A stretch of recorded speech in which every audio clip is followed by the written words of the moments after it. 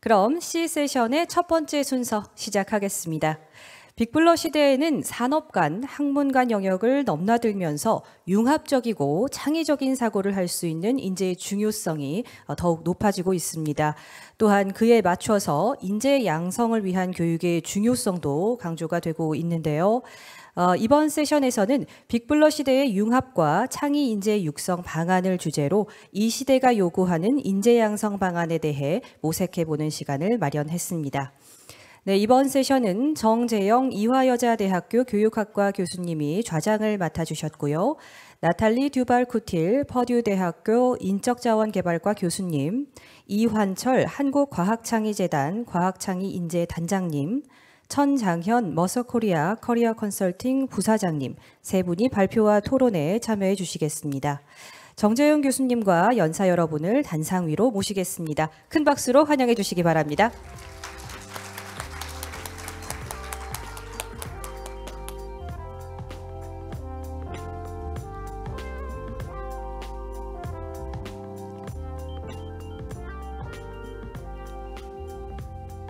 네, 그럼 좌장이신 정재영 교수님이 진행을 해주시겠습니다. 교수님 부탁드립니다. 네, 안녕하세요. 이화여대 교육학과에 근무하고 있는 정재영입니다. 반갑습니다. 네, 저희 세션에 대해서 간단하게 소개해드리겠습니다. 저희 세션은 빅블러 시대의 융합과 창의인재 육성 방안이라는 주제로 진행될 예정입니다. 연사분들의 발표 진행 후 전체 토론 및 질의응답 순서로 진행될 예정입니다.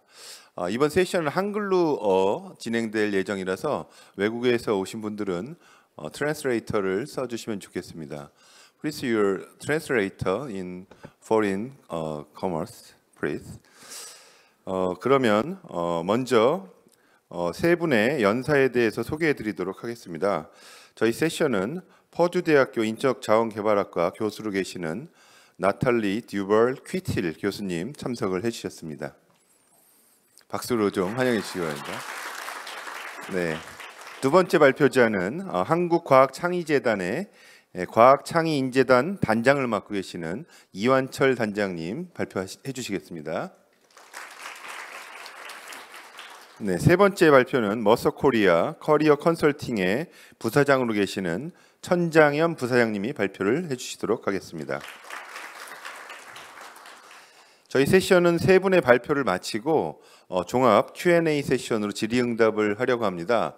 그래서 그 내용을 들으시면서 궁금하신 게 있으시면 그 안내에도 나와 있지만 어떤 연사에게 질문을 드린다는 걸 명시하셔서 질문을 해주시면 발표가 끝난 후에 제가 질의를 드리도록 그렇게 하겠습니다.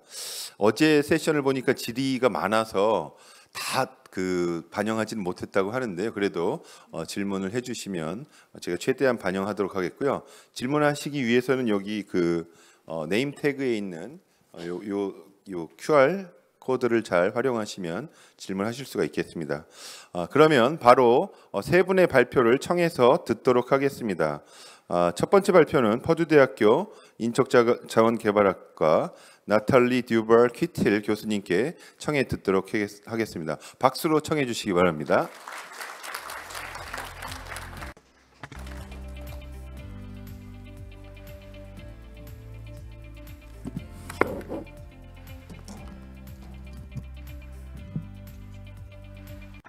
Thank you very much for having me. It's really an honor to come so far to talk about the programs that we offer at Purdue University. So the title of my talk is Preparing Students to Thrive in a New Economy and Society. And the way we do that at Purdue is through a very large interdisciplinary entrepreneurship education program. So I'll tell you a little bit about Purdue. We are very far from Silicon Valley or the Northeast of the United States, which are hotspots for startup companies. But we're a very large science and technology university. We have 52,000 students now, which has gone up considerably over the last 10 years. Almost 40,000 of those students are undergraduates. and about 13,000 are graduate, master's, and PhD students, and we have about 4,000 faculty. It's also a university system. We have multiple locations throughout the state. We receive lots of money from the government for research, about $600 million a year. And we're really in a region known traditionally for agriculture and manufacturing, and not necessarily technology startup companies. So as I said, we have 10 colleges with very high-ranked programs in engineering, science, and agriculture. Over half, we have about, I believe, 10,000 students studying engineering, and half of the applications to Purdue are for engineering and computer science. So we're considered a land-grant university, which is a state university designated to be really educating the people of the state and very focused on economic development.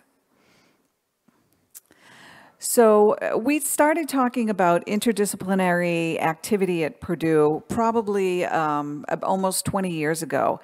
And the university was quite innovative at the time in creating something called Discovery Park. Traditionally, we have talked at this meeting about the silos and the separate activities of engineering and biosciences and environment and medicine. But at Purdue, the vision was to have an interdisciplinary research park with shared research facilities, very substantial facilities in nanotechnology, biosciences, that would be shared by all of the colleges and all of the faculty researchers in those colleges. So we started with 10 centers in 2005. We also involved Collaboration Space, which was the Entrepreneurship Center, because we were also interested in making sure that the research was having an impact in society, either in the form of startups or technology commercialization. And this was organized with central administration, so not necessarily by each college, but the central university felt this was important and deployed funding to do that. Over the past 15, 20 years, that has grown to something called the Discovery Park District, which continues to have interdisciplinary research centers. We have space so that we can bring industry in to work with the university very closely, co-working spaces, again, lots of emphasis on technology commercialization activity, and we even have apartments and homes and businesses in that space. So all that to say is our mission in doing that was to address society's grand challenges. We wanted to be more competitive for research grants that required interdisciplinary collaboration. We wanted more engagement with industry. We wanted to transform the university culture through this collaboration activity. And obviously, the most important, since we're a university, is to prepare students for the contemporary workforce and economy. So part of that is thinking about ways we can create new leaders, learners, leaders, and creators able to manage very shifting goals in this environment of technological change.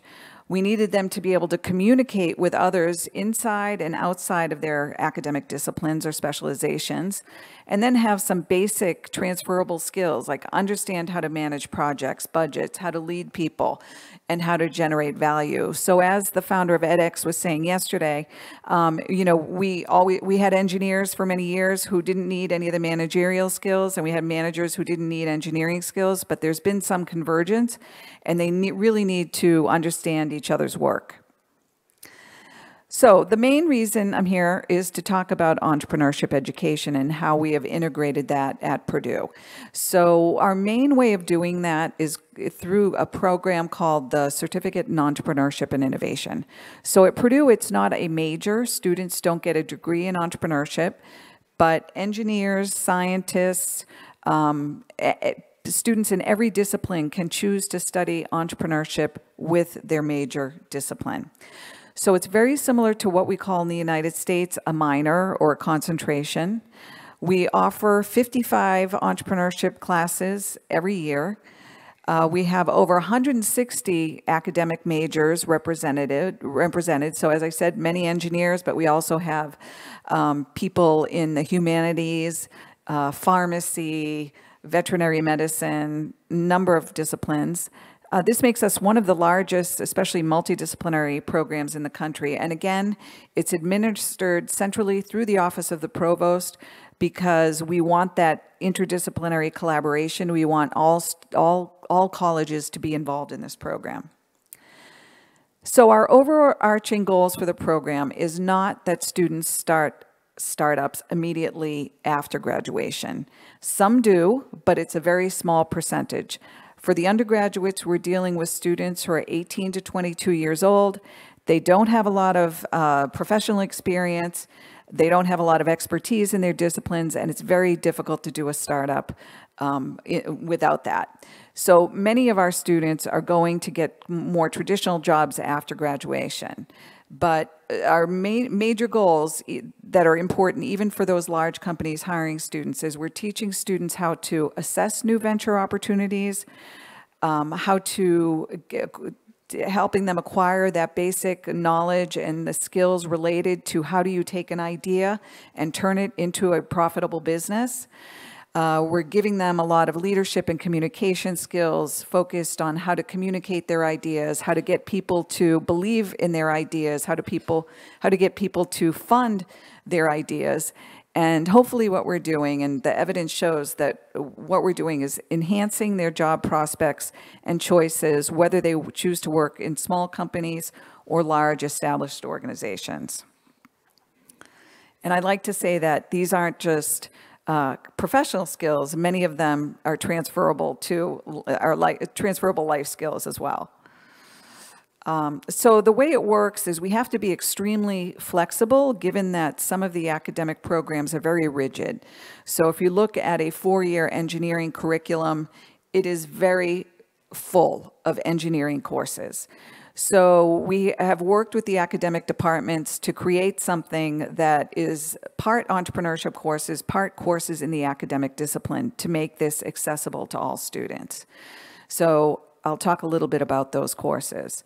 So all students have to take, who choose to participate in this program, have to take 2 courses which are focused on all these fundamentals that I briefly mentioned. So they learn how to do market research. They understand what business models are. They understand the mechanics of starting a business. They understand the purpose of raising money and how do you manage that money and where do you get that money.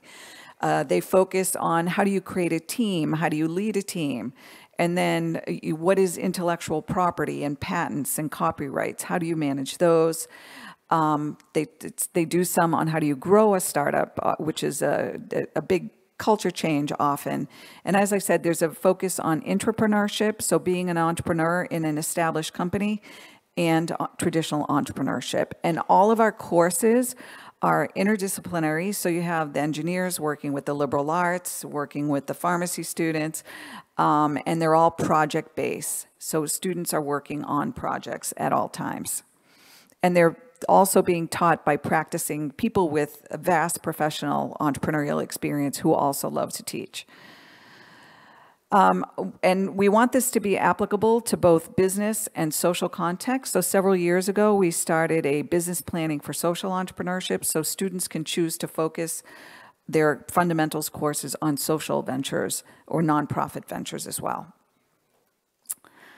So then if students want to do more entrepreneurship, they can finish the program by taking engineering design courses or different courses within their academic disciplines that have something to do with innovation or entrepreneurship. But they can also take more courses with us. And I once had a student who told me that he had to take an entrepreneurship course every semester, not so much because of the content of the course, but it was the people in the course that kept him motivated and kept him in school. But so we have 3 different experiential capstone courses that are focused on different career paths right after graduation.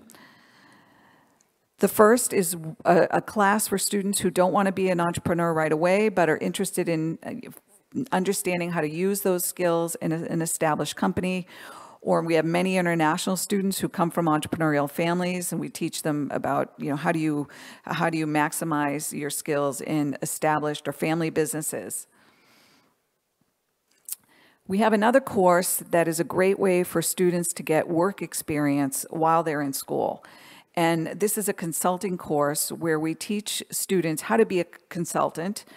In the United States, if you look at some of the projections for jobs, many students will not be hired full-time from companies in the next 20 to 30 years. Many of them will be subcontractors. And a lot of tech companies hire contractors as software engineers. If you look at fields like marketing communications, it's very difficult to get full-time jobs in those areas now.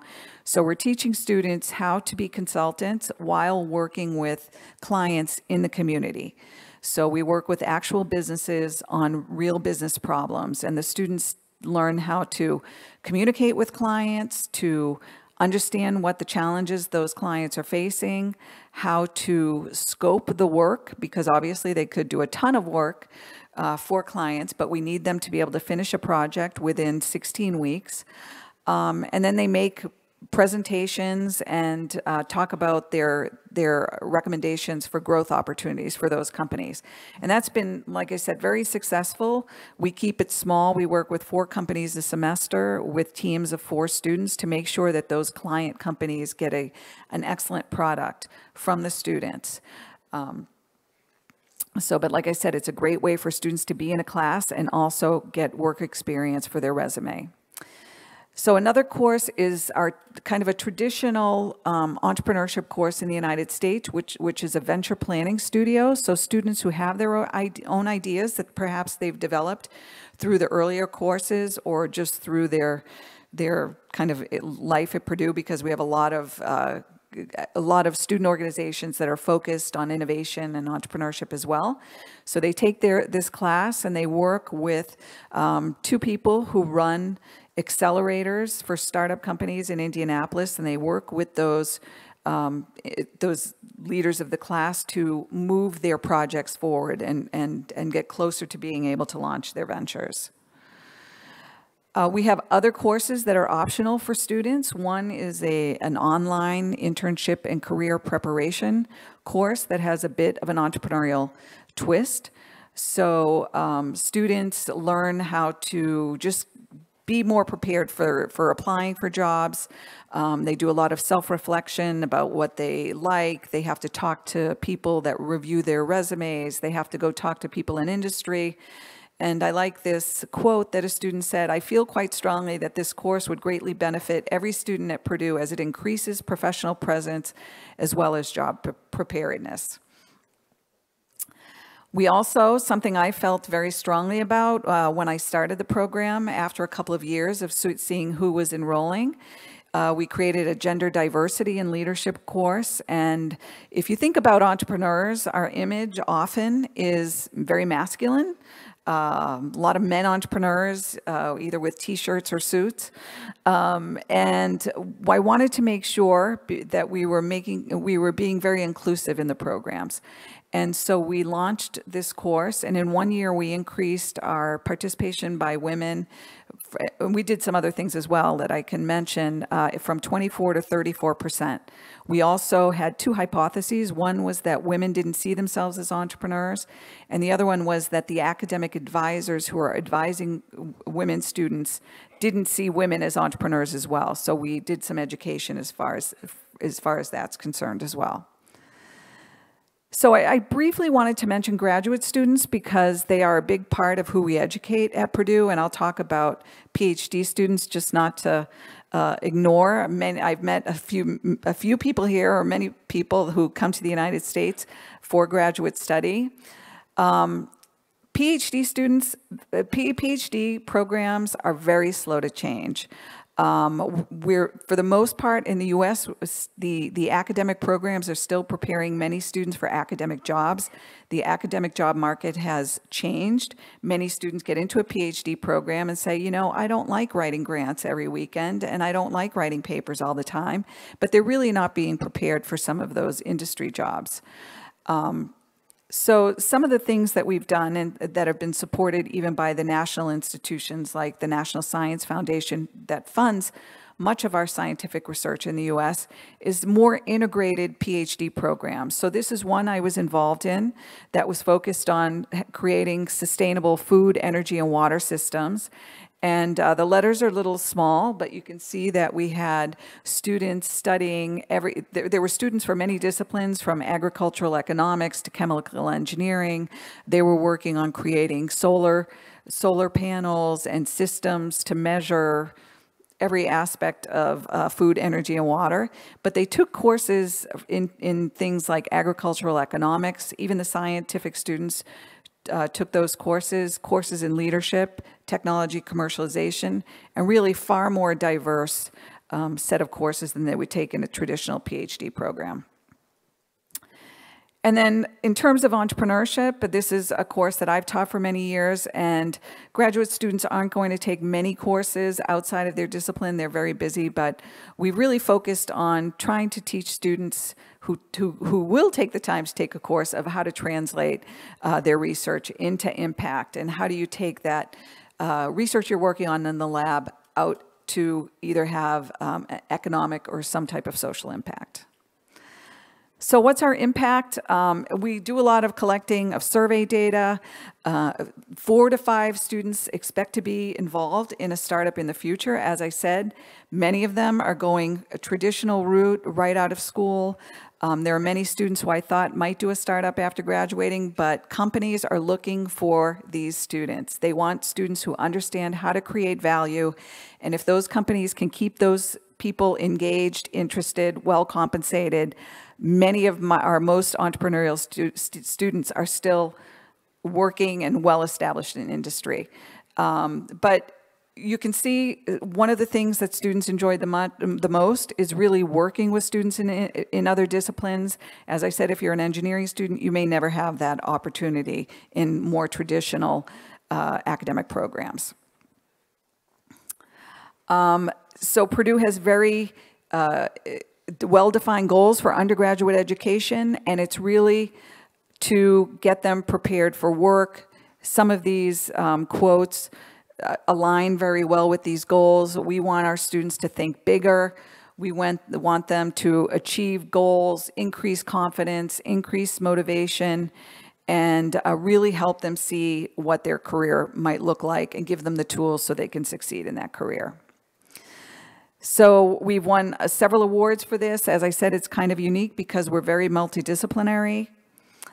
As I said, our goal is not that every student will walk out in a startup, but we found that some of our alums are now getting well established, and 10 to 15 years out, we've had many students create many ventures, either as a full-time job, or in the United States, it's also very acceptable to have what we call a side hustle or a part-time job as well.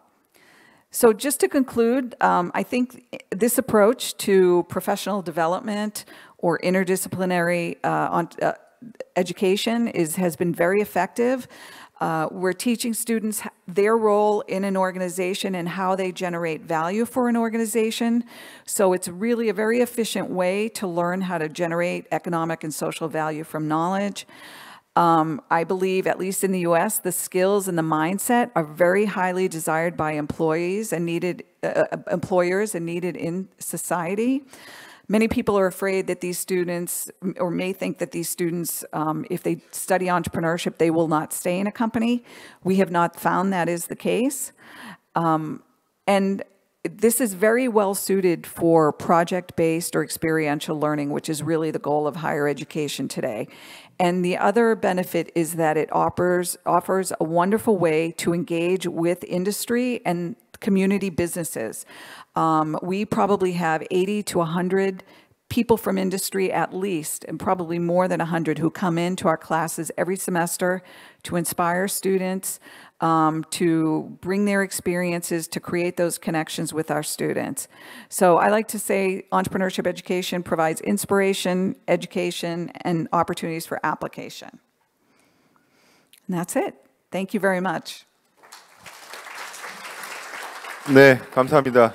나탈리 듀발 퀴틸 교수님께서 퍼듀의 기업가 정신 교육의 현황과 또 그 임팩트에 대해서 설명을 잘 해주신 것 같습니다. 다시 한번 큰 박수 부탁드리겠습니다. 다음 두 번째 발표는 한국과학창의재단의 이환철 단장님을 모시고 듣도록 하겠습니다. 박수로 맞이해 주시기 바랍니다.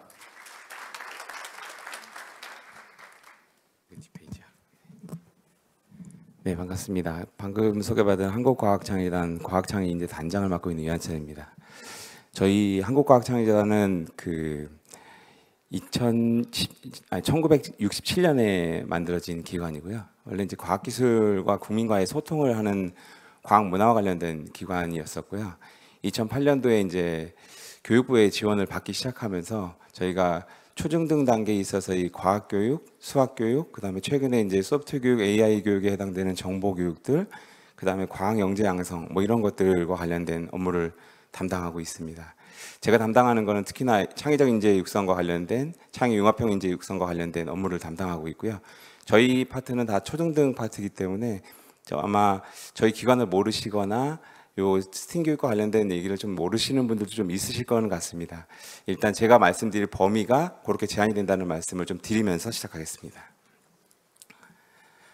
제가 오늘 말씀드릴 거는 스팀 교육의 어떤 추진 배경이나 그 다음에 추진 현황, 그 다음에 제도적으로 어떤 현황들이 있는지, 그리고 앞으로 어떻게 나가려고 하는지에 대한 부분들을 좀 말씀드리겠습니다. 우리나라에서 스팀이라는 단어가 도입된 게 사실 왜 그러냐라고 얘기하면 그냥 교육에 대한 문제점 때문에 그렇습니다. 그냥 기본적으로 초중등 교육에서는 아이들의 개별적인 차이들을 갖다 고려하지 못하고 암기식, 또 특히나 문제풀이식의 교육들이 지속적으로 반복되어 왔고, 특히나 해외 국제비교 평가에서 보면 아이들이 성적은 높지만 사실 흥미나 자신감, 가치인식 부분들은 굉장히 낮기 때문에 그런 부분들을 필요성들을 얼마나 느끼게 할 것인가가 굉장히 중요한 이슈였습니다. 특히나 그것이 수학이나 과학이 전 세계적인 공통적인 어떤 내용 요소가 있기 때문에 그 수학과 과학을 중심으로 해서 이 부분들을 좀 해소시킬 수 있는 방안이 무엇일까라는 고민이 시작되었고요.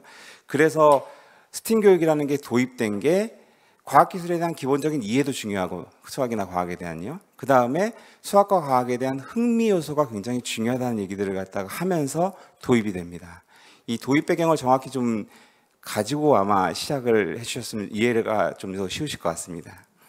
그리고 시작 자체가 이게 일반 교사들이나 학생들에 의해서 어떤 스팀 교육이 필요하다고 해서 시작됐다라기보다는 말씀드린 이 국가적인 차원에서의 여러 가지 문제점들을 일소하는 차원에서 한번 정부 정책을 좀 추진해보자라는 부분들이 좀 있었습니다.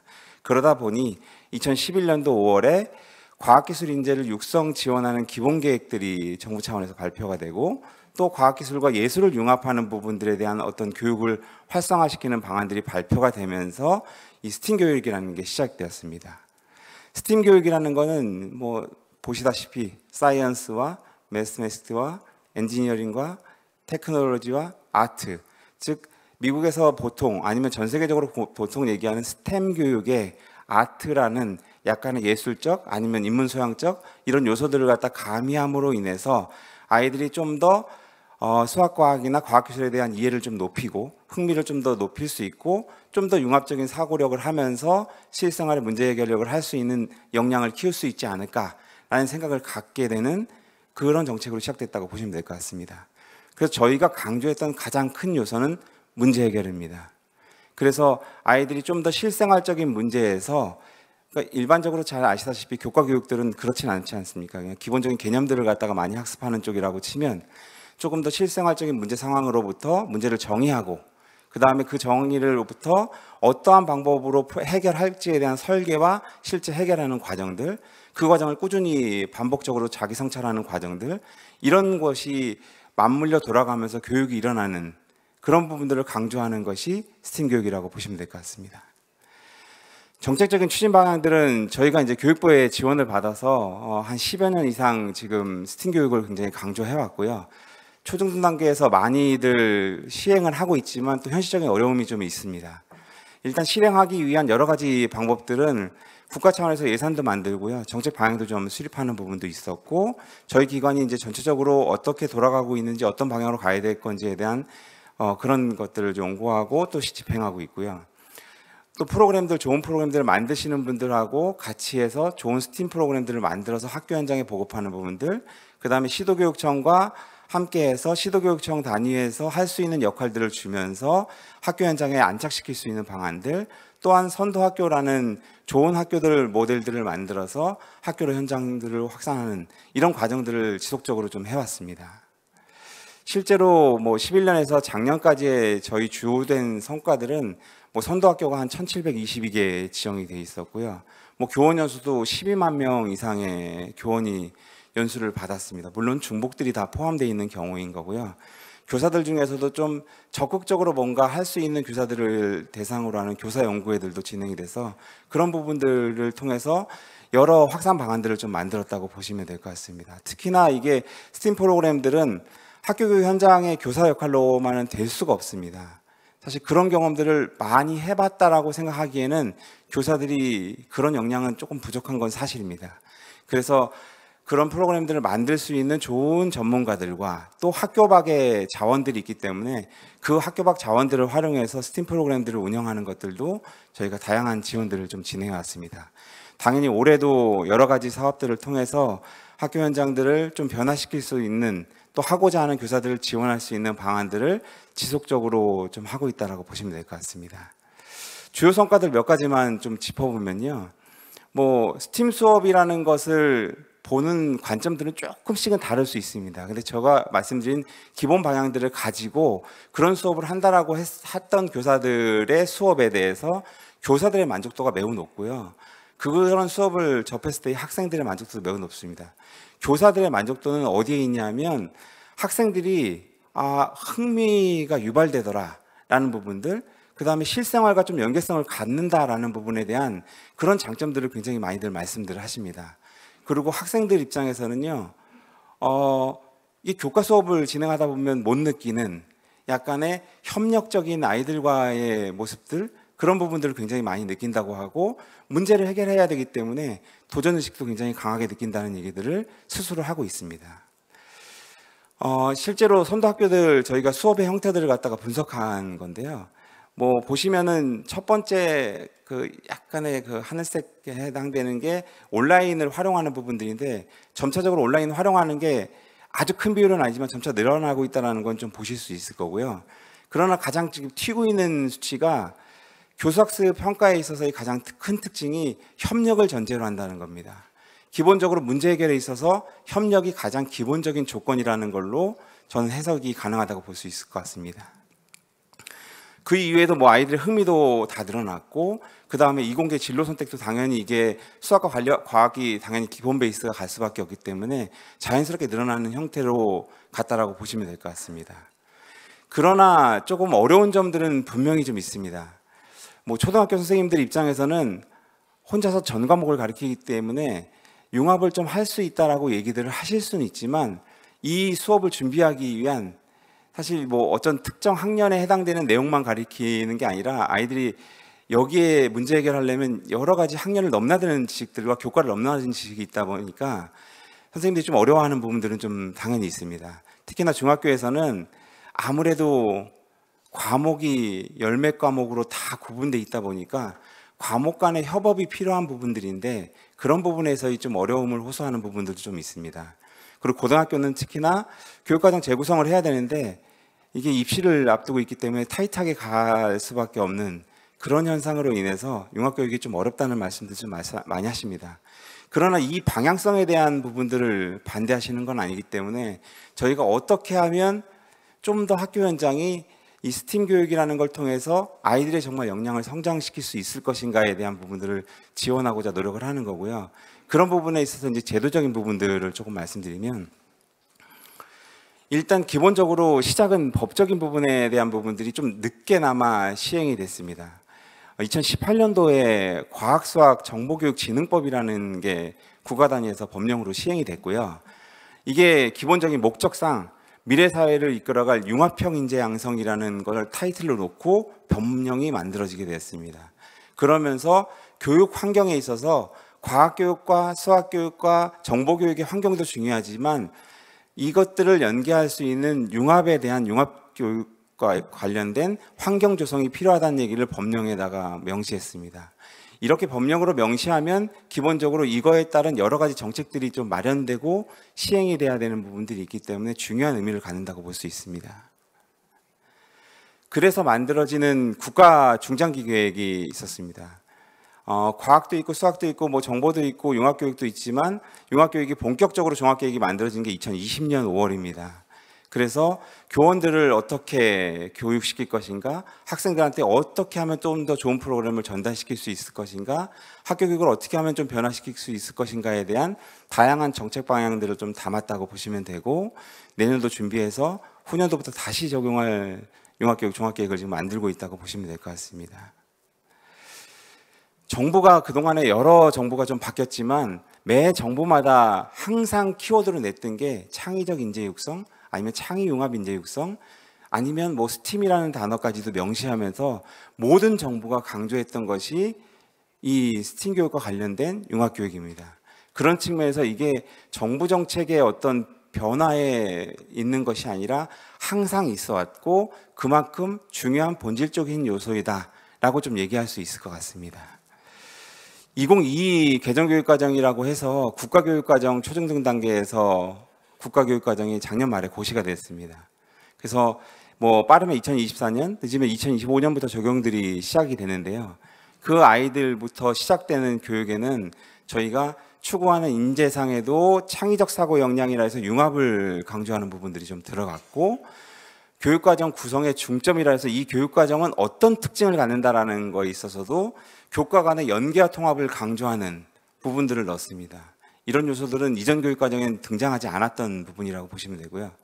특히나 그 교과로 분류는 되지만 다양한 교과를 융합해서 가르칠 수밖에 없는 그런 과목들을 좀 만들어서 고등학교 단계에서 38개 과목을 갖다가 개설해서 아이들이 선택할 수 있도록 만드는 부분도 좀 있었습니다. 여러 가지 제도적 현황들을 조금 말씀드리면서 사실은 이런 제도적인 현상들이 좀 있다고 해서 물론 또 학교가 다 변하지는 않습니다. 물론 학교를 꼭 변화시켜야 되느냐라는 또 여러 가지 논란도 있을 수 있겠지만 기본적으로 여러 제도들을 통해서 학교 현장에서 가르치고자 하는 사람들과 융합교육을 또 하고자 하는 아이들, 또 해야 되는 아이들한테 좀 전달될 수 있도록 꾸준히 노력하고 있고 저런 부분들을 계속적으로 노력해서 반영하려고 하고 있다라고 보시면 될 것 같습니다. 제가 마지막 부분에서 말씀드릴 거는 저희가 고민하고 있는 스팀 교육의 방향입니다. 제가 사실 뭐 과학기술의 성과가 융합의 산물이다라고 해서 구체적으로 뭘 말씀드리지 않아도 여기 계신 모든 분들은 아마 동의하실 겁니다. 제가 뭐 대표적으로 알고 있는 사례는 누리호 발사에 300개 기업이 협업을 했습니다. 사실 그거는 뭐 300개의 지식이 같이 모였다는 거고요. 최소한 300명의 사람들이 모였다는 거기 때문에 융합이 되지 않으면 어느 것 하나가 될 수 없는 그런 사회인 것 같습니다. 그러면 결국에는 아이들이 그런 사고를 갖다가 할 수 있게끔 만드는 것이 굉장히 중요할 거라 생각하고요. 그런 방향의 전환점들이 이 스팀을 통해서 이루어져야 된다는 생각입니다.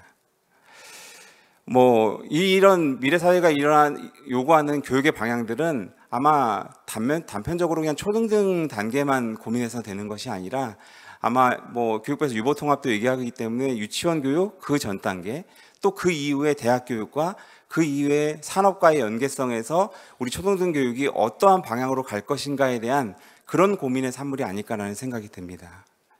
그러면서 잊지 말아야 될 게 저는 가장 중요한 부분들이 뭐 교육부에서도 AI 디지털 교과서를 도입하겠다라고 발표하면서 저는 인상 깊었던 게 이 박스 처리된 부분이었습니다.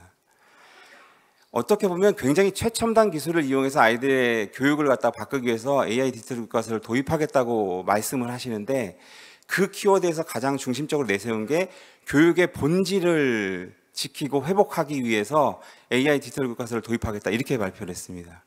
저는 어떤 트렌드가 변하더라도 교육에 있어서의 가장 본질적인 요소는 지켜가야 된다 생각하고요. 그 부분에 있어서 가장 중요한 부분들이 개념을 중시하고 그 다음에 문제 해결을 중시하는 그런 교육이 아닐까라는 생각이 듭니다. 그런 부분들을 아이들한테 좀 더 아이들 하나하나가 소중하기 때문에 좀 더 아이들이 그러기 때문에 그 아이들한테 맞출 수 있는 그런 교육의 시스템으로 가기 위해서 이런 것이 도입되지 않을까라는 생각이 듭니다. 그런 면에서 뭐 본론에 6단계 교육의 학습 단계가 있는데 여기에서 저희가 이제 뭐 맨 아래 단계에는 기억이나 이해, 뭐 지식이나 이해라고 보통 얘기하는 그런 단계들은 보통의 일반적인 교과를 통해서 아마 기본적인 개념 중심의 지식들이 습득되는 단계일 겁니다. 그 부분이 무시돼서는 안 될 것 같고요. 그러나 조금 더 아이들이 고차원적인 사고를 할 수 있게끔 하는 교육들, 그것은 이미 기성세대가 갖고 있는 지식을 전수화해서 이루어지는 것이 아니라 아이들이 그 지식을 갖다가 활용할 수 있게끔 만드는 교육으로 바뀜으로 인해서 가능할 것 같아서 그런 부분들이 좀 더 AI 디지털 교과서가 생기면 밑단의 어떤 지식을 좀 채워주고 교사들이 좀 더 융합교육으로 집중할 수 있는 그런 계기가 만들어지지 않을까라는 생각이 듭니다.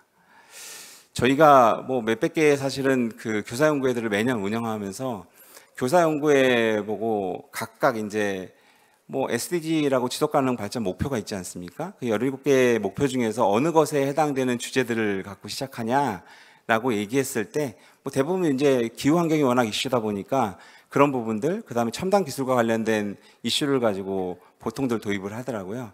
기본적으로 스팀 교육은 시작 단계가 교과에 있는 어떤 교과 내용 지식으로부터 시작되는 것이 아니라 실생활의 어떤 문제 상황으로부터 시작된다. 그렇기 때문에 그 문제 상황에서 내가 해결하고자 하는 그 문제를 갖다 명확히 하고 그 문제를 해결할 수 있는 어떤 다양한 협업을 통해서 해결하는 노력들, 그리고 그러한 경험들을 하는 것이 아이들한테 지금 전달되고 있는 교육이다 라고 보시면 될 것 같습니다. 제가 이제 마지막 슬라이드인데요. 사실 뭐 저희가 과학교육도 중요하고 수학교육도 중요하고 정보교육도 중요하고 뭐 저희가 담당하지 않는 여러 인문사회 쪽 교육들과 또 예술체육과 관련된 교육들이 다 중요하긴 합니다. 그 교과 교육들이 하나하나가 저는 뭐 잘못됐다라고 얘기하고 싶지는 않습니다. 그 교육들도 충분히 필요하고 그 교육에서도 문제 해결 교육들, 스팀 교육들 다 이루어질 수 있습니다. 그러나 또 교과가 갖고 있는 한계가 있습니다. 아무래도 입시 중심으로 갈 수밖에 없고 서열을 매길 수밖에 없는 교육에서 조금 더 교육의 변화의 틀을 가지려면 새로운 틀이 좀 계속적으로 공급되고 지속돼야 된다고 생각해서 저는 스팀 교육이라는 부분들이 물론 한 10여 년 지속되면서 약간의 또 소강 상태에 갔던 부분도 좀 있습니다. 다시 한번 재도약될 수 있는 그런 계기들을 이 디지털이라는 부분들이 생김으로 인해서 스팀 교육들이 좀 더 문제를 갖다가 아이들이 해결할 수 있는 좋은 도구가 생겼기 때문에 한 번 더 해볼 수 있는 그런 것이 아닐까라는 생각이 듭니다. 네, 제 발표는 여기서 마무리하도록 하겠습니다. 감사합니다. 네, 이완철 단장님 감사합니다. 융합교육의 방향으로서 스팀 교육의 사례와 또 중요성에 대한 발표를 해주셨습니다. 다시 한번 큰 박수 부탁드리겠습니다. 네, 이제 마지막 발표인데요. 세 번째 발표는 머서코리아 커리어 컨설팅의 천장현 부사장님을 모시고 발표를 듣도록 하겠습니다. 박수로 맞이해 주시기 바랍니다.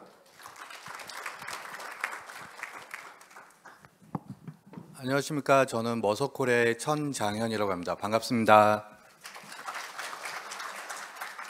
사실 앞에 두 분은 어떻게 보면 초등교육 아니면 대학 교육에서의 우리가 원하는 융합, 창의적인 인재를 어떻게 육성할 건지에 대한 포커스였다면 저는 오히려 좀 뷰가 다른 게 기업의 입장에서는 그러면 어떤 인재들이 향후에 퓨처에 필요한 인재가 어떤 인재인지에 대해서 다시 한번 말씀드리고 그거에 대한 어떤 얘기를 해보고 싶습니다. 그래서 실제 최근에는 어떻게 보면 MZ세대라는 부분들이 뭐 약간은 식상할 정도로 되게 이슈화가 되기도 하고 되게 많은 논란이 되기도 했는데요. 그냥 앞으로 우리 지금 현재 우리 기업들에서 가장 일을 하는 대다수를 차지하는 MZ세대들, 그런 세대들이 가지고 있는 특성이 무엇인지, 근데 그런 특성들도 있지만 사실 기업에서 원하는 인재의 특성도 있을 것 같아요. 그래서 그러면 기업에서는 어떤 인재들을 원하고 있는지, 그럼에도 불구하고 또 제가 이렇게 컨설팅하면서 느낀 거 우리나라 인재들에게 조금 더 부족한 부분도 있는 것 같거든요. 그래서 그런 세 가지 요소들에 대해서 간단히 좀 설명드리도록 하겠습니다.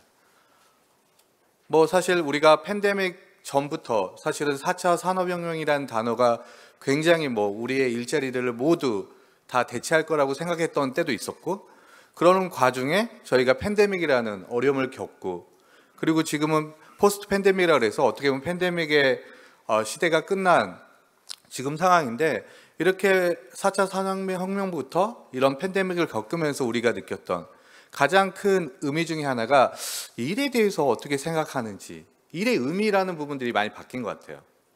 그리고 그 과정에서 오른쪽 슬라이드에 보시는 것처럼 뭐 산업의 경계가 모호해졌다, 기술의 발전됐다, 뭐 재택근무다, MZ세대다, 이런 단어들을 굉장히 많이 봤는데, 그 중심에 4차 산업혁명부터 포스트 팬데믹까지 가는 중심에는 하나의 단어로 한다면 전 불확실성의 증대인 것 같아요. 불확실성의 증대가 점점 더 커지고 있는 게 우리 어떻게 보면 우리가 살고 있는 지금 현재 어떤 모습이 아닌가 생각이 되고요. 그러면 이렇게 불확실성이 커지는 상황에서 우리는 어떻게 좀 기업들, 그리고 우리들은 어떻게 좀 변화하고 있는지 간단히 과거를 좀 살펴보면요. 일단 비즈니스 측면에서도 볼 수 있을 것 같아요. 비즈니스라고 하면 결국은 일이 어떻게 변하는지가 가장 포커스일 것 같아요. 그래서 앞에서도 말씀드렸지만 기술의 변화에 따라서 결국은 예전에는 내 것만 잘하면 됐는데, 내 것만 잘해서는 사실은 이제 경쟁력이 사라지는 시대가 된 거죠. 그래서 앞에서도 말한 융합이라든가 창의성이라든가 이런 것들이 계속 중요하된 게 결국 비즈니스의 본질이 계속 바뀌고 있다는 거죠. 그리고 그것들을 촉진시켰던 게 결국 기술이라고 하는 디지털 트랜스포메이션. 사실 한 2, 3년 전만 해도 이 단어가 생소할 수 있었는데, 최근에 DT라는 단어를 사용하지 않는 기업들은 거의 없는 것 같아요. 그냥 DT 부서라도 꼭 있고, 사실은 DT라는 것들을 숙명적으로 돼야 된다는 게 최근의 어떤 현황인데, 그런 것들이 결국은 비즈니스가 바뀌고 이런 기술들이 바뀌면 뭐가 바뀔까요? 우리가 하는 일 자체가 바뀌잖아요. 그걸 뭐 HR에서는 잡이라고 하는데, 그런 것들이 우리가 가지고 있는 잡이라는 것들을 변화하게 만들고 있는 거죠. 그리고 그런 것들을 하기 위해서 필요한 것들이 예전에는 조금 더 우리가 인재를 채용할 때도 좀 더 제너럴리스트, 그래서 좀 더 이 사람이 얼마나만큼 우리 회사에 와서 일을 잘할 수 있는데 준비도를 좀 많이 봤다면, 사실은 최근 그리고 향후에는 좀 더 직접적으로 우리가 그 인재가 와서 이 일을 할 수 있도록 좀 더 스페셜한 어떤 스페셜리스트를 가지고 있는 인재들을 요구하는 것 같아요. 이렇게 바뀌고 있고, 그런 과정에서 이런 전문성이라는 것들이 강조되다 보니까 우리가 하는 팀의 구성, 우리의 조직의 구성이 좀 어떻게 될까요? 제너럴리스트에서는 제너럴리스트 간의 다양한 일들을 같이 할 수 있었다면, 사실은 전문성이 강조되고 불확실성이 높아지면 높아질수록 실제 팀의 단위도 조금 더 작아질 수밖에 없겠죠. 그 전문성이 필요로 하니까. 그리고 그런 전문성에 기반해서 오른쪽에 보시는 것처럼 탤런트들을 육성하기 위해서는 가장 최근에 기업들의 고민하는 중에 하나가 세대 갈등입니다. 생각보다 지금 우리가 기업에서 일하는 장소에서는 다양한 세대들이 일하고 있어요. 베이비 부모, X세대, 밀레니얼 세대, G세대. 그러다 보니까 과거에 비해서 세대 간의 갈등이 조직에서의 이렇게 일을 하는 데 있어서 굉장히 좀 마이너스 효과가 있는 부분들이 있고, 그런 부분들이 또 특히 최근 태세들, 그리고 그 다음에 우리가 팬데믹을 겪으면서 이 본인의 일에 대한 의미가 좀 바뀐 거죠. 내가 회사에 일하는 건 내가 회사에서 받은 만큼의 일만 하겠다는 그런 개념으로 바뀌었던 게 조용한 사직이나 대퇴사, 이런 패러다임도 있었고요. 이런 과정에서 가장 어려운 게 사실 리더예요. 중간에 낀. 예전에는 사실 리더라는 부분들이 특히 한국에서는 큰 보스라는 개념이었거든요. 근데 점점 더 시대가 바뀌면서 그 리더의 개념이 보스가 아니라 옆에 있는 멘토, 파트너라는 개념으로 바뀌고 있어요. 근데 지금 현재 리더가 된 분들은 항상 보스를 따르던 일하는 방식에서 일을 했어요. 근데 지금 구성원들은 보스가 아니라 멘토로서, 파트너로서 일하는 것들을 원하는 거죠. 그래서 중간에 지금 되게 혼동되고 있고, 그래서 많이 보셨겠지만 기업에서는 팀장을 안 하려고 해요. 심지어 임원도 하기 싫어하는 친구들이 많아요. 그런 것들이 지금 우리가 과거에 팬데믹을 겪고 그리고 이런 기술의 발달에 따라서 굉장히 우리 사회에서 요구되는 어떤 변화인 것 같아요.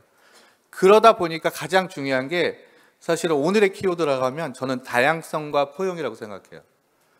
기존에 내가 배웠던, 내가 가지고 있던 일하는 방식과 우리 구성원들이 나에게 요구하는 일하는 방식이 바뀌었기 때문에 그것들을 포용할 수 있어야 되는데, 그래서 최근에 얼마 전까지도 많이 나왔던 게 라떼잖아요. 라떼 세대. 그게 왜 그러냐면 좀 나는 그렇지 않았는데 왜 나만 그렇게 해야 되지? 약간의 좀 불만, 피해의식 이런 것들이 이제 발생했던 거죠. 이해하시죠? 그게 지금 우리 전반적인 우리 지금 한국 사회에서 나타나고 있는 직장 내 우리 사회 내 이런 것들에 대한 어떤 현상인 것 같아요. 그래서 아까 말씀드렸던 것처럼 일이라는 것들이, 그리고 일이라는 것들을 뭐 HR 용어로 한다면 직무라고 할 수 있는데, 일이라는 것들이 예전에는 특히 국내에서는 좀 뭔가 획일적이고 좀 동등해야 돼. 옆에 있는 일보다 내 일이 작으면 좀 안 될 것 같고, 내 일보다 저 일이 큰지 작은지를 자꾸 비교하게 되고, 그러니까 내가 하는 일의 본질보다는 상대방, 주위 사람들에게 자꾸 비교하는 게 우리가 생각했던 가장 일에 대한 기본이었거든요. 근데 향후엔 좀 바뀌어야 된다는 거죠. 그래서 그래놀라라고 들어보셨죠? 우리 시리얼바처럼 영양. 그거는 모습이 정형화되지 않았거든요. 무슨 말이냐면 어떤 일은 정말 이 조그만 하나의 일이지만 굉장히 중요하고 그 일이 핵심인데, 어떤 일은 좀 더 크게 하나의 일로 정의할 수도 있고, 이런 것들이 좀 더 우리가 향후의 일에서는 발전된 모습일 거고, 이런 것들을 또 우리가 인정할 수 있어야 된다는 게 가장 중요할 것 같아요. 그리고 다른 측면에서 아까 MZ세대라는 부분들을 말했는데, 저희가 매년 글로벌 탤런트 트렌드라고 그래서 우리 인재들은 일에 대해서 어떻게 생각하는지를 좀 조사하고 있거든요. 최근에 MZ세대들이 일에 대한 의미는 가장 중요하게 생각하는 게 일단 밸류예요, 밸류. 내 일이 가치 있다고 느끼고 싶어요. 그리고 실제 뭔가 즐길 수도 있고, 그리고 좀 보람차고 배울 수 있고, 그리고 좀 방향성이 있어야 된다고 생각해요. 그래서 아까 제가 처음에 서두에서 말한 것처럼 이게 불확실성이 증가한다 라는 거의 키워드의 반대편은 뭘까요? 불확실성이 증가할 때 가장 구성원들의 입장에서 가장 가지고 싶은 게 뭘까요? 좀 확실한 거잖아요. 그렇죠? 그러다 보니까 예전보다 좀 목표에 대한, 내가 방향성에 대한 좀 어떤 갈구들이 있어요. 그게 이제 예전에는 기업 스스로가 경력 개발이라는 것들을 이렇게 가이드하고 제시했다면, 최근에는 불확실하기 때문에 회사도 잘 모르겠다. 내 스스로가 내 불확실성을 헤쳐나가야겠다 하면서 내 스스로의 경력에 대해서 개발하기 위해서 노력하는 거죠. 그러다 보니까 기존 세대에서는 이해 안 갔던 메뚜기라고 생각하는 2년마다 3년마다 이렇게 자기의 일을 찾아서 이렇게 이직하는 현상들이 최근에 많이 발생하고 있는 거죠. 이해 가시죠? 그런 측면에서 이런 MZ세대들을 이해해 주실 필요가 있을 것 같습니다. 저희 회사에서 계속 이렇게 연구하고 있는 중에 하나가 가장 중요한 게 마이 컴퍼니보다 마이 잡이 중요한 세대라고 하고 있습니다.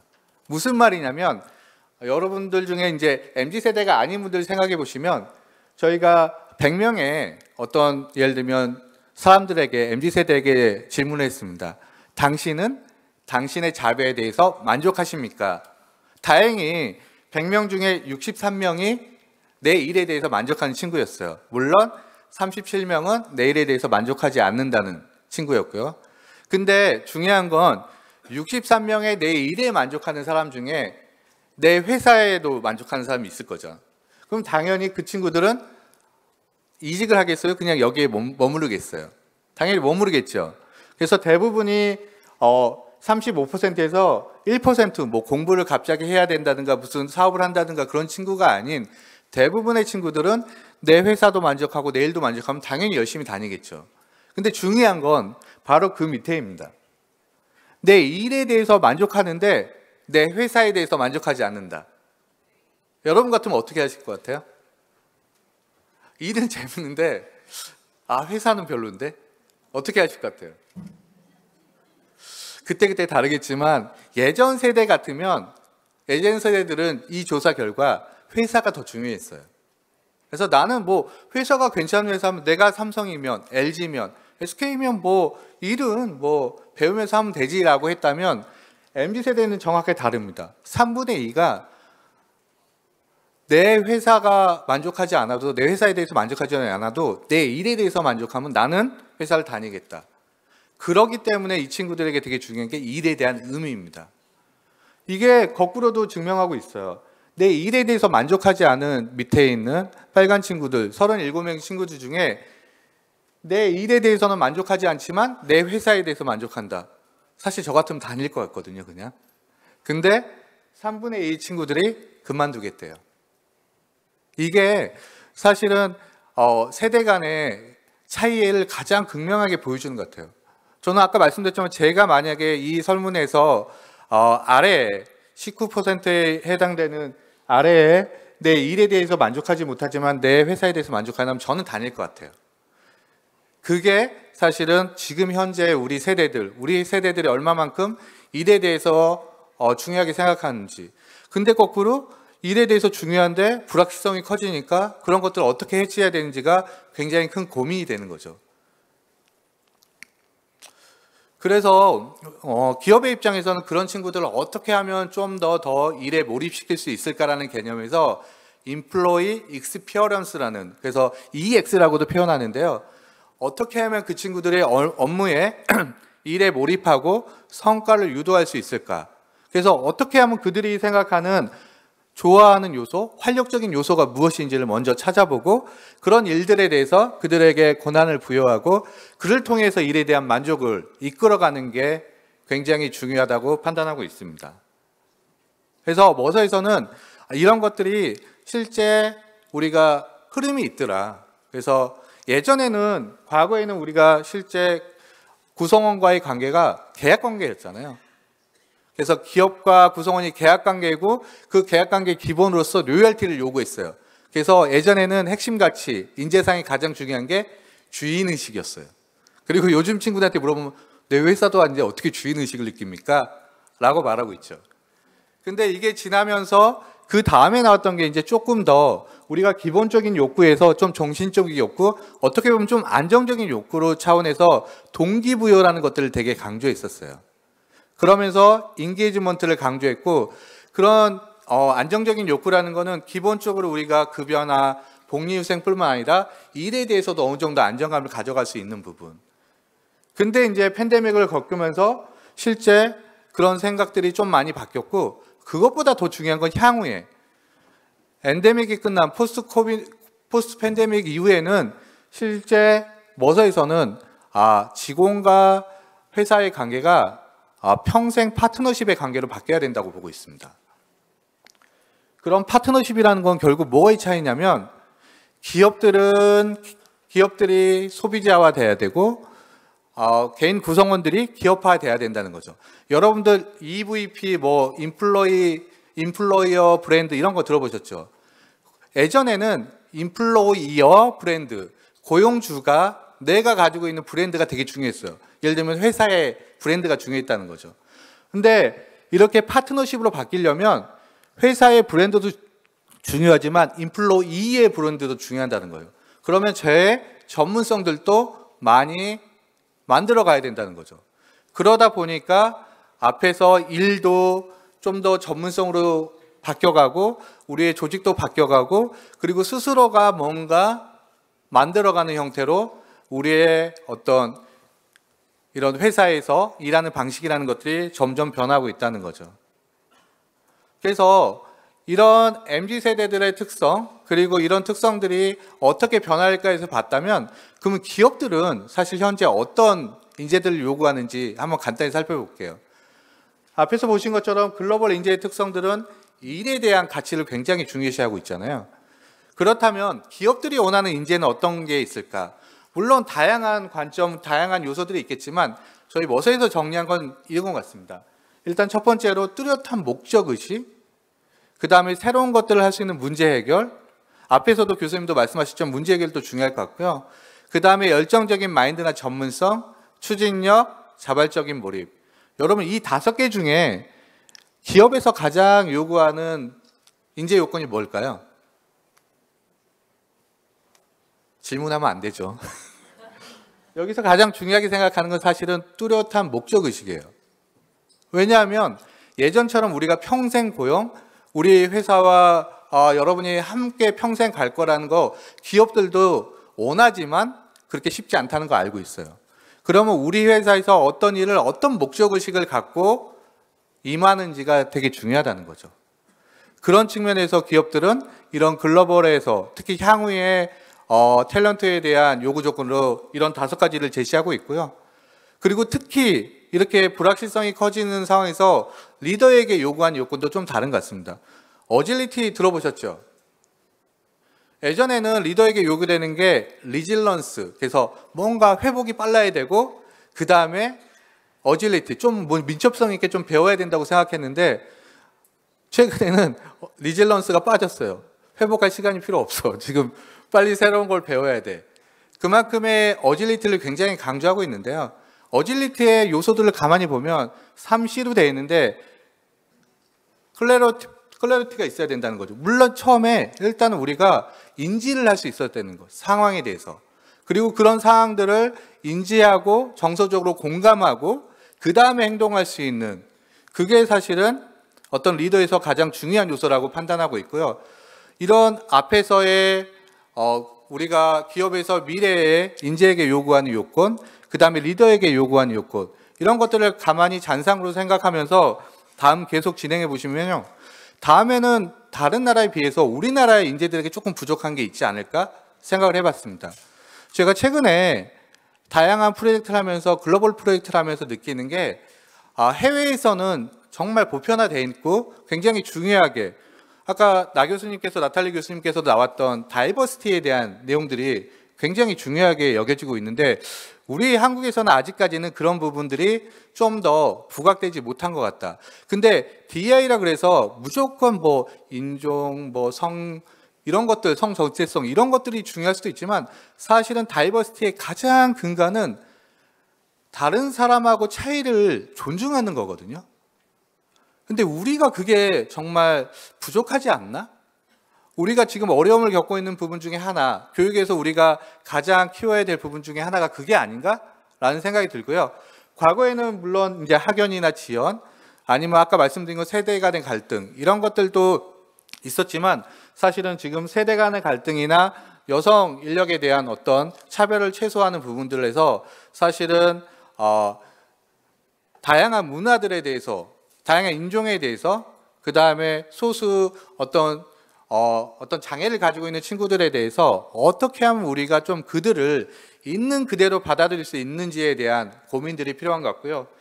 그런 측면에서 많은 기업들이 그런 거에 대한 준비들을 많이 하고 있고, 실제 해외에서는 이런 우리 같으면 CHRO, CFO 같이 CDO라 그래서 Chief Diversity Officer, 다양성을 책임지는 그런 C레벨의 포스트들도 만들고 있습니다.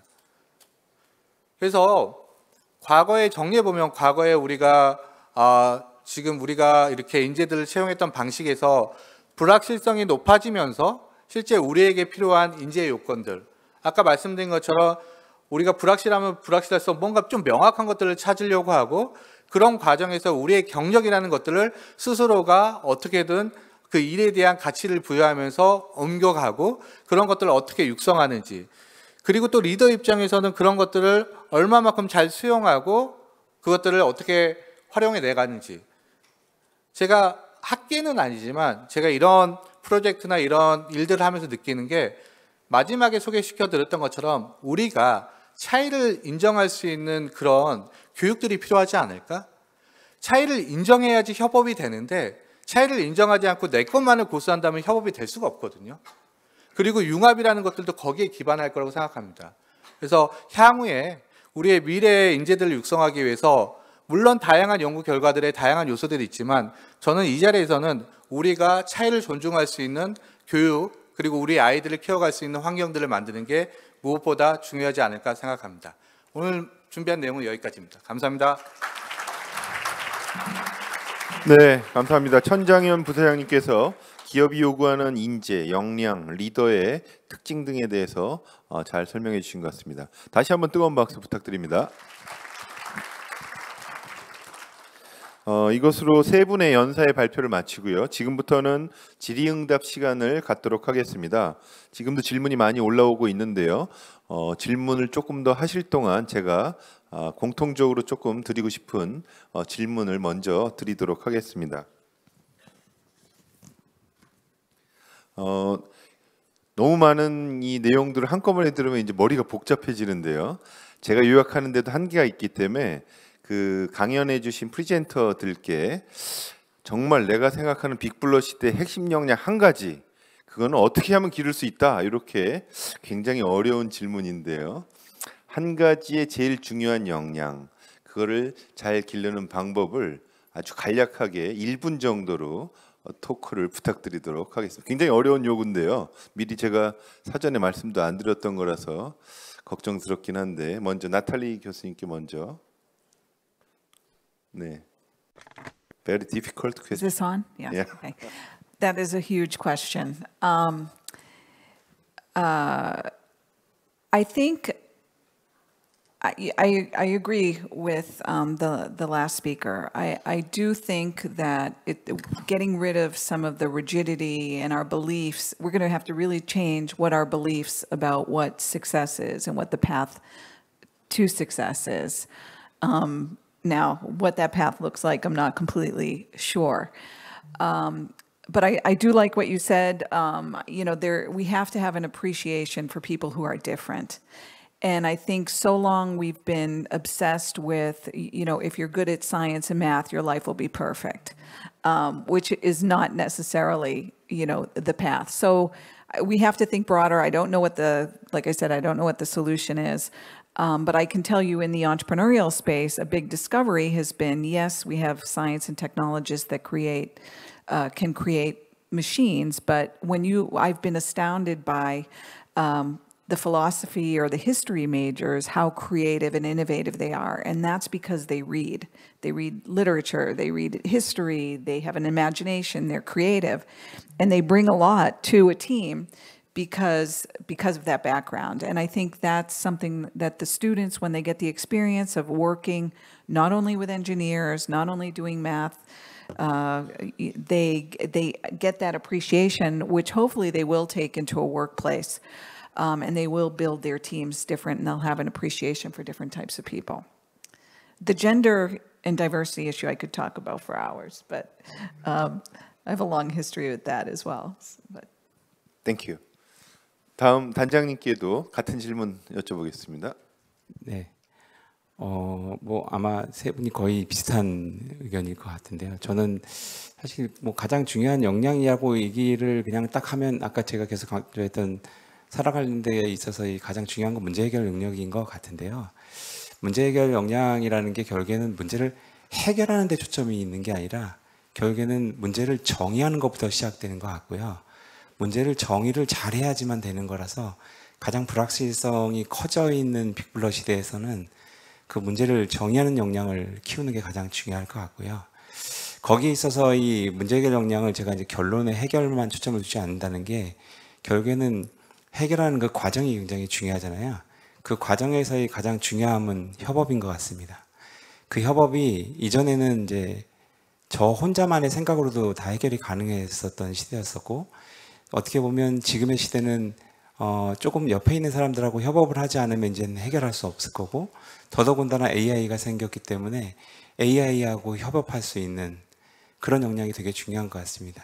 총괄적으로 제 생각은 문제 해결 역량이 가장 중요하다는 것과 문제를 정의하는 것과 협업하는 걸 통해서 해결하는 그 역량이라고 저는 생각하고 있습니다. 이상입니다. 네, 감사합니다. 다음 부사장님 말씀 부탁드립니다. 이미 앞에서 다 답을 주셔가지고 저는 오늘 이렇게 들으면서 사실은 제가 이렇게 초등교육, 중등교육 아니면 대학교육에서 이런 어떤 것들을 강조하고 있고 어떤 것들을 하고 있는지 사실은 잘 몰랐는데 오늘 들으면서 오히려 좋은 어떤 내용에 대한 학습이 된 것 같고요. 저는 그런 것 같아요. 아까 스템스도 얘기하셨는데 스템스는 사실은 영역에 대한 무엇을 우리가 더 스터디해야 되는 데에 대한 부분들이 너무 국한돼 있던 것들을 좀 더 펼쳐주는 거라면 그게 what to do라면 how to do라는 관점에서 아까 말씀드렸던 차이를 인정할 수 있고 그런 교육들이 사실은 너무 책상에 앉아서 계속 주입식 교육이 아니라 그것들을 뭔가 같이 코어할 수 있는 그런 교육들 그리고 그것들을 좀 일단은 내 얘기를 하기 전에 남의 얘기를 좀 들을 수 있는 그런 교육들이 좀 만들어지면 좋지 않을까? 그러니까 저도 이렇게 학부모다 보니까 제 딸도 제 말을 안 듣더라고요. 그러니까 자기 얘기만 먼저 하려고 하지 왜 저 사람이 저 얘기를 하는지에 대해서 알면은 창의라는 게 그런 것 같아요. 내가 무조건 뭐 무에서 유가 발생하는 게 아니라 사실은 내가 가지고 있던 생각과 다른 사람의 생각이 뭔가 플러스 되면서 시너지가 나서 새로운 게 만들어지는데 우리는 너무 우리의 지금까지의 양육 방법이 우리 애만 너무 포커스해서 그거에 가둬서 이렇게 교육하다 보니까 그게 오히려 지금 좀 필요한 부분이 아닌가 그것들 좀 열어주는 게 필요한 부분이 아닌가라고 생각해서 저는 아까 말씀드린 것처럼 차이를 존중할 수 있는 그런 부분이 우리 향후에 우리 인재들에게 가장 중요한 역량이 아닌가 생각됩니다. 네, 고맙습니다. 굉장히 어려운 질문을 드렸는데 다 잘 말씀해 주셨는데요. 솔직히 제가 생각할 때 오랫동안 HRD나 교육 분야에서 강조해왔던 부분이 우리가 KSA라고 표현하는 Knowledge, Skill, Attitude를 강조를 해왔는데 그동안 제가 이제 저도 이렇게 저의 성장 발달 과정을 보니까 Knowledge, Skill이 굉장히 중요한데 여러분 혹시 믿음, 소망, 사랑 중에서 뭐가 제일 중요한가요? 어떻게 제일 중요하죠? 사랑이 중요하다는 걸 나중에 깨닫게 되는데 제가 볼 때 KSA 중에 무엇이 중요한지를 살아가다 보니까 애티튜드의 중요성이 좀 강조되지 않는가. 또 향후에는 날리지와 스킬을 정말 드러낼 수 있는 본인의 탤런트가 아까 다른 표현들로 제가 볼 때는 표현이 되지 않았나 싶은데 정말 애티튜드가 중요한 또 인성이라고도 표현하기도 하고요. 뭐 이런 비인지적 역량이 강조되는 사회가 더 오지 않을까. 디지털 사회에서의 변화. 그래서 제가 애티튜드의 세상이 온다는 책을 지금 거의 다 써놨는데 출간 안 하는 이유가 아직 때가 안 된 것 같아요. 아직 공감이 부족할 것 같아서 아직은 부족한 것 같습니다. 다음은 이제 개별적으로 제가 이제 꼭꼭 집어서 질문을 드리는 시간을 갖도록 하겠는데요. 먼저 나탈리 교수님께 질문을 드리고 싶은데 제가 퍼듀 대학교의 이 인상 깊은 프로그램들을 보면서 이 성장 발전하는 조직의 특징은 항상 넥스트 스텝을 준비할 것 같거든요. 그래서 퍼듀의 다음의 목표 이런 기업가 교육의 다음의 목표가 있으시면 어떤 걸 준비하고 계신지 아마 비밀일 것 같긴 한데 오늘 특별히 한번 공개를 부탁드리도록 하겠습니다. No secrets at a public university. Not even your salary is a secret. So, in the U.S., well, I think that obviously we can grow. Right now, we're a program. We're 2,000, well, probably 2,500 students, but we're talking out of an undergraduate population of 40,000 students. So we think we're big, but obviously there's room to, have distribute this more widely. One challenge with entrepreneurship education is we could say that this should be mandatory for every student at school. Some people will argue that. But what we've found, if that's a very different type of program than one that students self-select and choose to be in because they're motivated. So I think at some point you have to make a decision whether or not we'll decide that every student should have exposure to this education, or should it just be for the ones that really want it, because it really changes the culture of the course if you mix those two populations. But I think in addition, Purdue is doing other types of multidisciplinary programs. We have a very successful one focused on data science, and it's called the Data Mine. And we have students, we have Data Mine for agriculture, Data Mine for engineering, Data Mine with corporate partners, and that has been extremely successful given that how highly desired that skill set is in the workforce. So students are really recognizing what the workforce wants and are going to programs that will prepare them for jobs. 네, 사실 이제 우리나라의 거의 대부분의 대학도 이런 데이터 사이언스라든가 데이터 마이닝 아니면 AI 기반의 역량, 소프트웨어 역량을 기르기 위한 노력을 또 굉장히 하고 있어서 우리나라가 글로벌 트렌드를 잘 또 따라가고 있구나. 퍼듀의 그런 노력도 함께 볼 수 있는 것 같습니다. 다음은 우리 이완철 단장님께 정말 어려운 질문을 제가 좀 꼭 생각해 봤는데요. 답이 없을 수도 있는데 이 질문을 저도 모르는 질문을 한번 드려보도록 하겠습니다. 스팀 교육은 너무 좋은데 그렇죠? 우리가 그 목표에 동의하지 않는 사람 없고 융합 교육을 다 좋아하는데 초등학교는 그래도 어느 정도 가능성이 있다고 보는데 중고등학교의 이 교과 간의 칸막이가 명확한 상황에서 이 융합 교육을 어떻게 할 수 있을까? 특히 스팀의 이 5개이지만 아트까지 하면 뭐 이게 굉장히 많은 이거를 다 할 수 있으려면 또 제가 얼마 전 포럼에서는 국어 사회도 다 해야 된다고 지금 하고 있는 이 상황에서 스팀은 우리 선생님들의 머리에 스팀 나게 한다 이런 이 얘기들을 많이 하거든요. 그래서 이 스팀 교육을 정말 구현하려면 어떻게 해야 정말 스팀이 될까?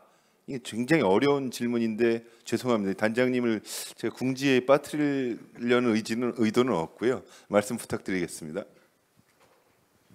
사실 뭐 질문 주시면서 말씀하셨지만 답은 없습니다. 사실 저도 너무 고민스러운 부분이고 아마 여기 계신 이 스팀 교육과 관련된 거에 직간접적으로 관여하신 분들 진짜 어렵다는 거 아마 다들 아실 겁니다. 뭐 학교 현장이 교과 중심으로 가지 않고 스팀 교육으로 가야 된다는 방향성에 대해서는 아마 대부분 다 동의하실 거라 생각하지만 실제로 현실상으로는 뭐 자녀가 대학을 가야 되는데 스팀 교육하고 있다 그러면 아마 부모님들 반대하실 부모님들 많으실 것 같거든요. 그러니까 저는 이제 사실 우리나라가 갖고 있는 이 현실적인 부분들을 무시할 수 없기 때문에 그 답답함을 유지하기는 인정은 해야 된다는 생각은 좀 듭니다. 다만 그렇다고 해서 그것만을 계속 교과만을 강조하는 형태로 가서는 안 될 것 같고요. 교과도 충분히 바뀔 수 있다는 생각은 전 듭니다. 그러니까 스팀 교육이 저는 좀 영향을 줬던 건 스팀 교육을 별도 시간을 만드는 것도 있지만 또 다른 아니면 뭐 한 주를 갖다 다 스팀 주간으로 만들어 갖고 운영하는 학교도 있지만요. 실제로 각각의 교과에서 문제 해결을 어떻게 하면 중시할 수 있을까라는 그 초점을 가지고 교과서에 있는 그 교과 지식이 아니라 조금 더 새로운 실생활의 주제들을 가지고 그다음에 나의 문제를 가지고 그걸 해결하기 위한 노력들을 수행하기 위해서 교과들이 노력하는 모습도 많이 봐왔기 때문에 저는 어쨌든 그 방향성을 가지고 꾸준히 국가가 제도적으로 주고 뭐 여러 가지 통로를 좀 줘야 된다 생각하고요. 그런 과정에 있어서 이제는 뭐 빅블러 시대가 경계가 여러 가지가 무너졌다는 것처럼 학교 교육도 그러니까 아이들의 교육도 학교에 의존하는 것이 아니라 정말 다양한 기회들이 많아졌기 때문에요. 저는 저희 기관들이나 국가 입장에서는 학교의 테두리만이 아니라 조금 더 온라인을 통해서나 아니면 국가 사회적 자원들이 학교의 아이들에게 어떤 기회를 줄 수 있을까를 좀 더 고민하면서 그 연결 통로를 가지고 아이들이 요 학교 고 수업 시간 내의 것이 아니라 그 이외에서 이러한 경험들도 같이 또 할 수 있도록 그런 기회들을 좀 만들어주는 게 중요하지 않을까라는 생각이 듭니다. 이상입니다. 네, 감사합니다. 제가 오늘 너무 어려운 질문들만 하고 있는데 이렇게 답변 잘 해주셔서 감사드리고요. 천 부사장님께도 제가 약간 딜레마에 있는 질문을 한번 드려보도록 하겠는데요. 오늘 말씀해주신 그 마이 컴퍼니보다 마이 잡이 중요한 이런 새로운 세대들에 대해서 잘 설명을 해주셨는데 그래서 결론적으로 EX, Employee Experience를 강조를 해주셨어요. 근데 제가 느끼기에 너무 좋은데 EX를 잘 해주려면 기업의 입장에서는 상당한 비용이 들어가지 않을까.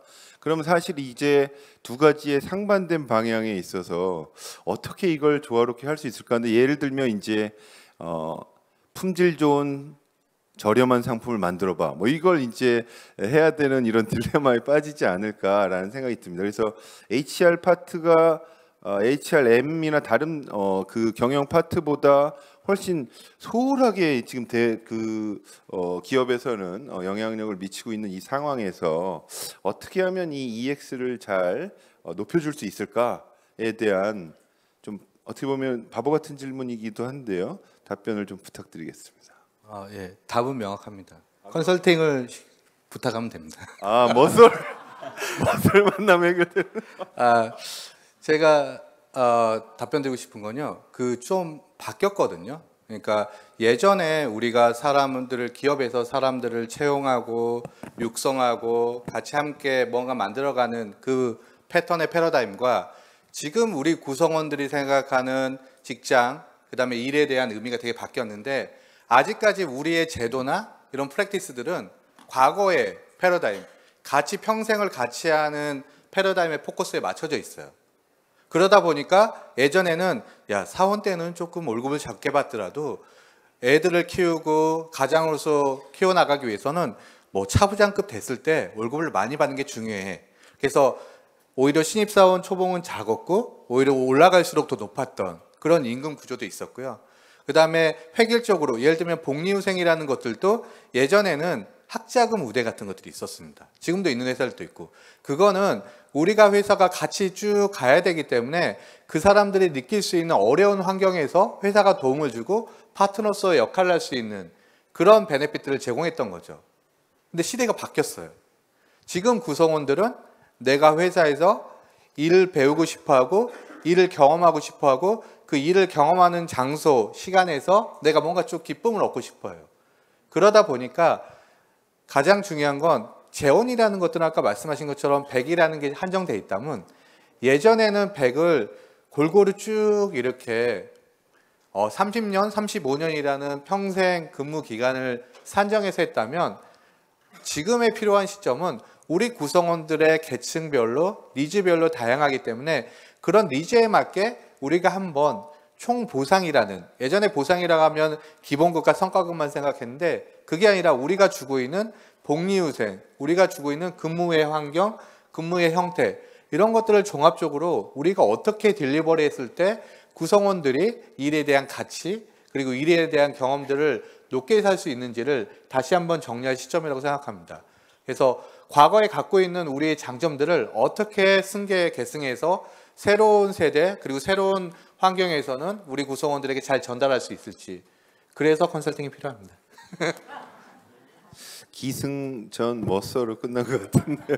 네, 감사합니다. 다음은 이제 이 그 청중들께서 주신 의견 중에서 질문 중에서 제가 다는 못 해드릴 것 같고요. 제가 나름대로 선별해서 뽑아서 질문을 드리도록 하겠습니다. 먼저 나탈리 듀발 퀴틸 교수님께 먼저 질문을 드리고자 하는데요.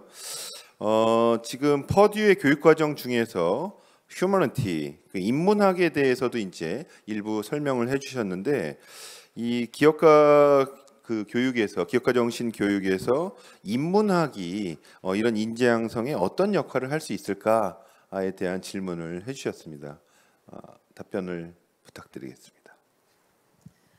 So as I said, the role of the humanities is mainly in the student roles in the interdisciplinary teams. So as I said, we've been just amazed by some of the students who aren't necessarily making products, but they understand society, history, they're very conscious of trends, they're reading newspapers. And that, that's where opportunity identification comes from, right? Is scanning your environment and understanding needs and wants in the marketplace. So I think, just that the liberal arts and the education brings that out in students. Now, many of them are very insecure about not having any good quantitative skills or being able to do finance or things like that. But what we tell them is you don't need that in a team. You don't have to do everything. So I think the program empowers students who don't see themselves as business people and can transform them into business people once they realize that you don't have to have those skills. But we do partner on certain curriculum within different majors, but there's not an entire path. It's the humanities students working with other students in entrepreneurship courses. Thank you. One more question. 나탈리 듀발 교수님께 하나의 더 질문을 드리겠는데요. 다른 한국의 두 분은 또 만날 기회가 있으신데 나 교수님은 이제 가시면 못 뵐 수도 있어서 제가 특별히 2개의 질문을 드리도록 하겠습니다. 오늘 발표 감사드리는데 이런 퍼듀의 프로젝트나 캡스톤 디자인 수업을 할 때 우리나라에서도 이런 걸 많이 하는데 제일 고민스러운 부분 중에 하나가 학생들이나 팀의 이런 퍼포먼스나 아니면 프로세스에 대한 이밸류에이션을 하실 때 이 평가의 어떤 기준이라던가 이런 평가 결과를 어떻게 우리가 팀 프로젝트의 결과를 어떻게 평가를 해줄 것이냐에 대한 뭐 학교 차원이나 아니면 교수님들의 기준이 있으시면 좀 설명을 부탁드리겠습니다. Yes, and actually, for capstone projects in engineering, we partner with those courses. So students have to take, for instance, 2 initial entrepreneurship courses, and then their capstone design courses then can count towards the requirements for the entrepreneurship program. But it's through rubrics, it's through looking at the effort students are putting into the work. Are they really, doing the market research? Are they going out and talking to potential customers?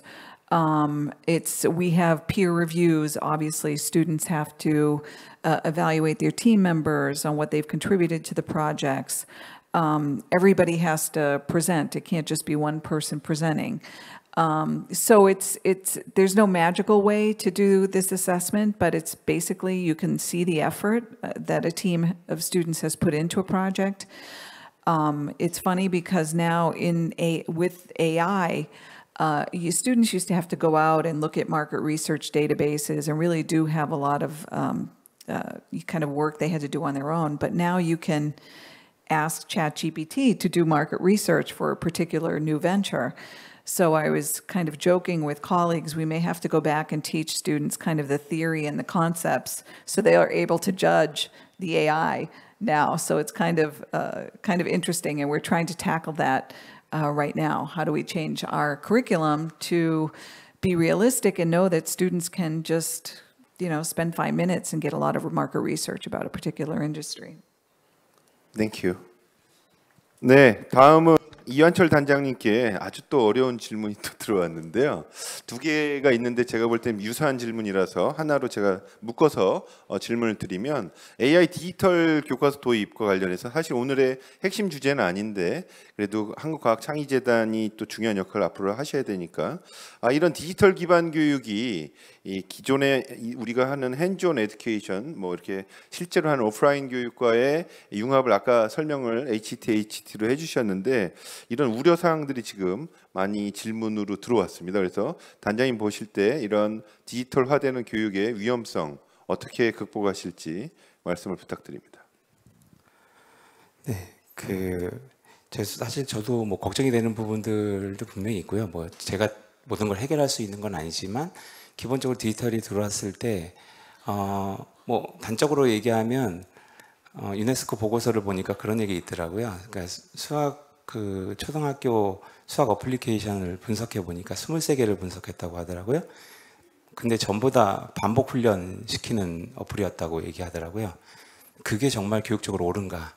라는 부분에 대한 좀 의구심이 듭니다. 그러니까 저는 이제 AI 디지털 교과서도 그렇고 디지털 기반의 교육들이 일어났을 적에 정말 교육의 방향성, 본질이라고 아까 말씀드렸던 그 부분이 추구되는 방향으로 가야지 그렇지 않으면 그냥 정말 사람이 하던 그동안의 일들을 그냥 반복해주는 형태만 될 거기 때문에 이 부분들을 저희가 꾸준히 아마 뭐 누구를 만나든 아니면 어떤 교재를 통해서든 어떤 방법이든 통하는 간에 전달하고 계속 바꾸려고 하는 노력들 그런 것이 좀 필요하지 않을까라는 생각이 듭니다.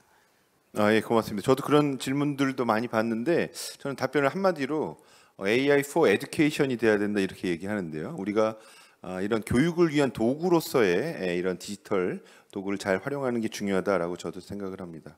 공감을 하고요. 그 천장현 부사장님과 관련해서 질문이 굉장히 많이 들어왔는데요. 제가 이렇게 짧게 정리하는 이유는 더 궁금하신 분은 개별적으로 연락을 드려야 됩니다. 자료를 달라, 더 추가 자료를 달라 이렇게 해주셨는데 그건 개별적으로 연락을 드리면 좋겠고 간략하게 한 30초 정도만 답변을 부탁드리겠는데요. 보스와 또 신입 새로운 직원들의 이 격차가 너무 심하면 결과적으로 이제 중간 관리자의 역할이 중요할 거라고 보여지는데 그 역할은 어떻게 해야 될까? 이 질문을 간략하게 좀 답변 부탁드리겠습니다. 최근에 제가 이제 대기업 그룹사들의 신입 팀장 과정에 이런 관련된 강의를 한 적이 있는데요. 가장 어려운 것 같아요. 지금 중간 관리자하고 리더와 그러니까 임원과 우리 팀원들 사이에서 이 친구들이 가장 얻는 가장 어려움이 사실은 커뮤니케이션이에요. 그러니까 커뮤니케이션이라는 게 아까 처음에 제가 강조드렸던 거는 우리가 미래의 탤런트들을 위해서는 서로를 차이를 인정한다는 게 중요하다고 했지만 사실 지금 중간 세대의 리더에게 되게 중요한 건 내가 커뮤니케이션을 어떻게 해야 되는지에 대한 어떻게 보면 내 나름대로의 그런 규칙, 패턴 이런 것들이 중요한 것 같아요.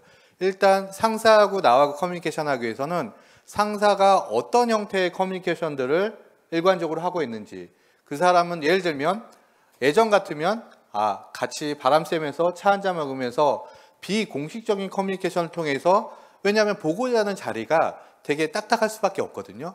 하지만 그 자리는 어느 정도 태핑이 되고 결과들을 논의해야 되는데 그 보고 자리가 깜짝 놀라는 서프라이즈 자리가 되면 안 되거든요.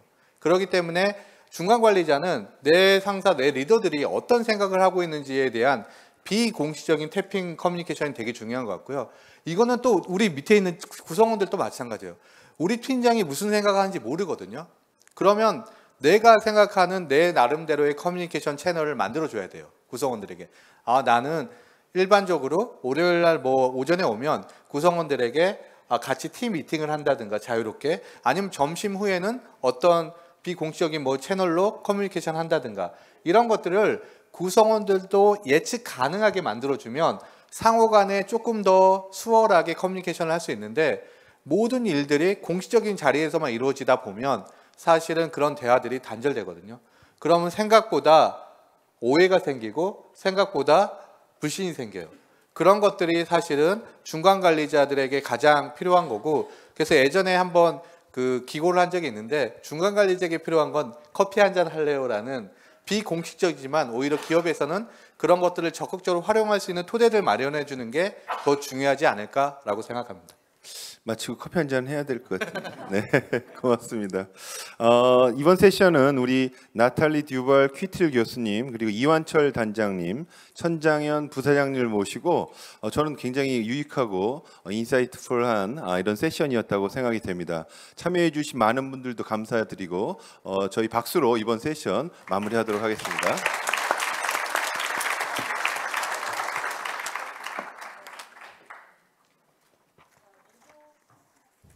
명문 대학인 퍼듀에서 어떤 방법으로 창의성을 키우는지, 국내에서 창의 융합 인재를 양성하기 위해 어떤 또 노력들을 하고 있는지, 현재 기업에서 원하는 인재의 특징이 무엇인지까지 들어보셨는데요. 말씀해 주신 대로 오늘의 이 논의가 실제 교육과 HR 현장에서 유용하게 쓰이길 바랍니다. 수고해 주신 정재용 교수님과 여러분 모두 감사드립니다. C세션 첫 번째 순서는 여기서 마치겠습니다.